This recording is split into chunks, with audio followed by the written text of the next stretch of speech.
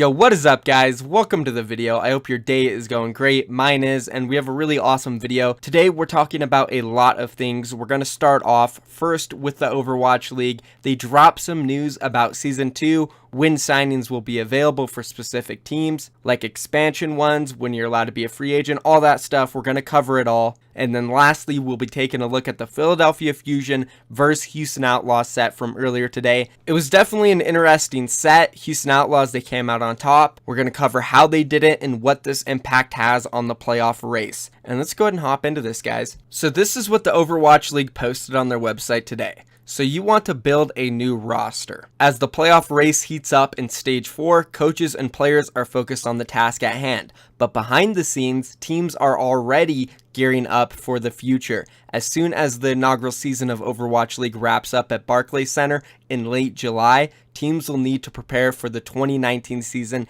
and beyond. As such, the league has set the following guidelines in place for roster construction. Down below, here are the Overwatch League key dates. August 1st, 2018, signing windows open up for teams to negotiate extensions with current players or to sign players from their affiliated contenders teams.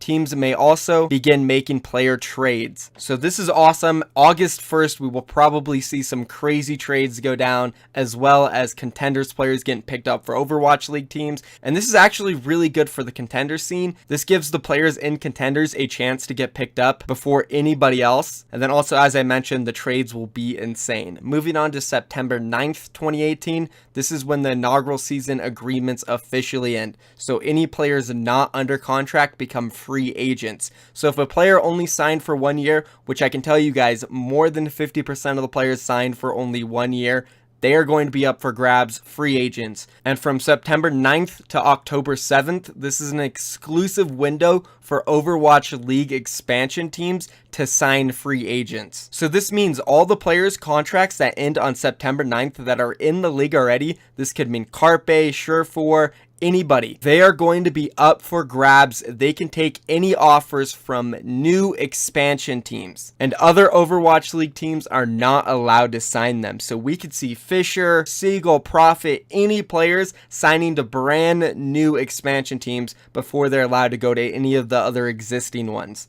And then on October 8th, this is when free agent signing window opens for all of the teams in the league. Another thing to point out, which is actually really important, this is a new rule that the Overwatch League is implementing. All teams must have a minimum of 8 players under contract by December 1st, 2018. So this means no more Florida Mayhem coming into the Overwatch League with 6 players only. You must have 8 total. You need to have some subs. And honestly, I doubt any team would do that anyways. They didn't release any information on how the trade deadline during the season will work. They just said it will be announced later. And also another new thing coming to the Overwatch League and Overwatch contenders, it is called two-way players. So for the 2019 Overwatch League season, teams and players may negotiate the right to designate a player as an eligible contenders and Overwatch League player. Any player on any roster can agree to play for both the contenders and the Overwatch League team, but only a maximum of 4 players per Overwatch League team are allowed.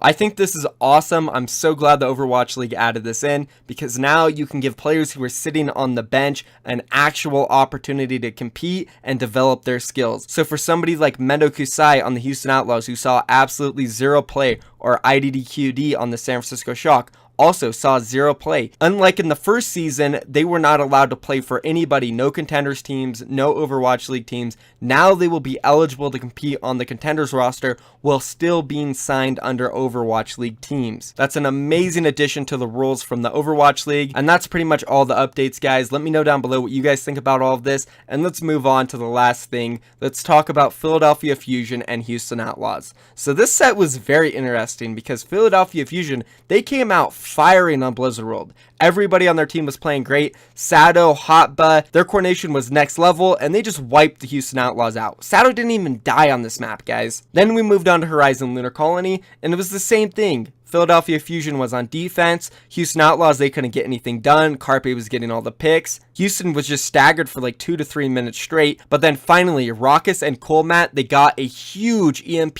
Diva Bomb combo off.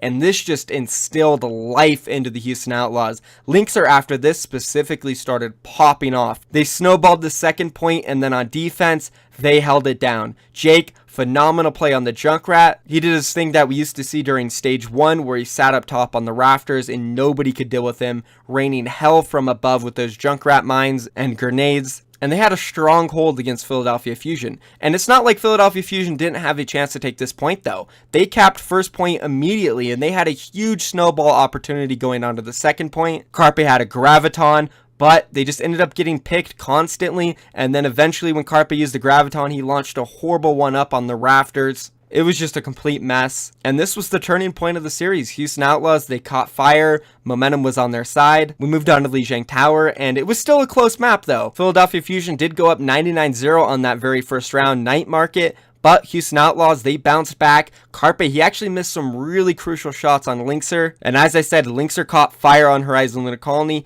and he did not look back on this set. So they capped it all the way up, took that first round, and then on the second round, Control Center, we saw Spree play the Zarya, and damn, this guy is nuts on Zarya. He literally grabbed the Philadelphia Fusion in their spawn. He didn't give a crap, and then he built up his second grab in the same time that Hotba only built up one. And this is exactly when we started to see Hotba and Sado.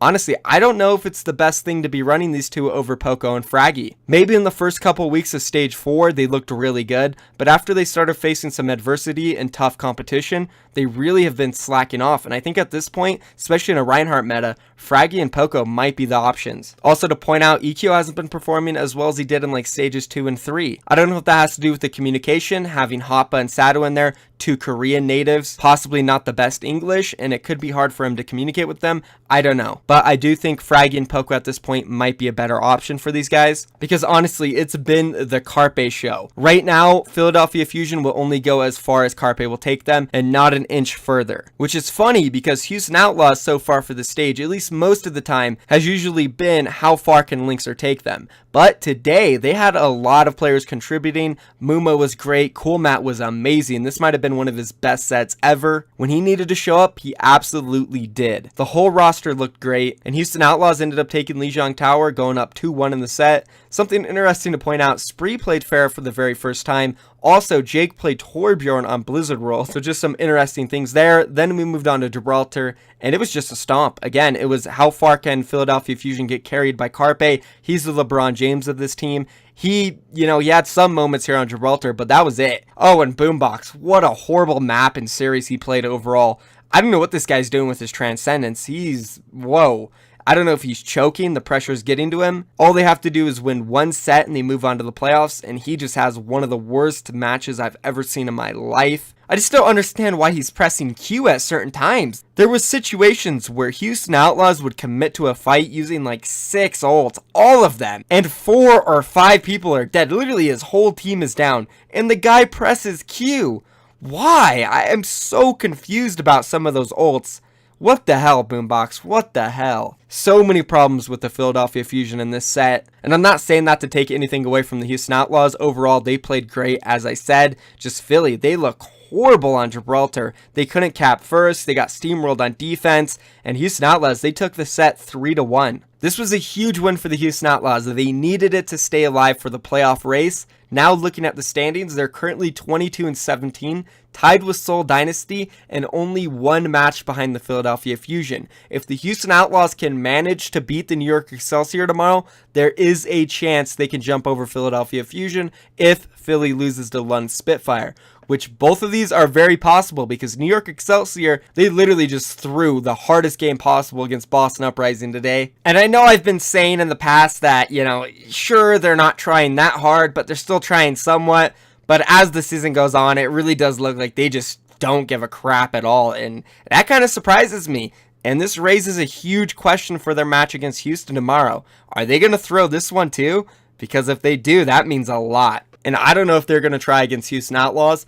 Basically, it's up to them. if they want Houston Outlaws or Philadelphia Fusion to make the playoffs, if Philadelphia loses against London Spitfire, they're basically decided in this match who moves on. And let's be honest, at this point, it's very possible Philly does lose to London. So there is a real chance Houston can actually win this matchup now, and there's also a real chance London beats Philadelphia Fusion because London looked great against Florida Mayhem, and they could basically decide if they want Philly or Houston to make it. And I don't know who London would want to make it because they don't have very good track records against Philly or Houston. So we're going to have to see what happens. And Seoul Dynasty, they're still in it too. If they could beat the Los Angeles Gladiators somehow, there's a chance they can make it if Houston and Philly both lose too. So it's crazy right now. It's up for grabs. Whoever wants it can take it. I'm super excited. And that's pretty much it for this video. And now I'm out of here. Thank you for watching. Peace.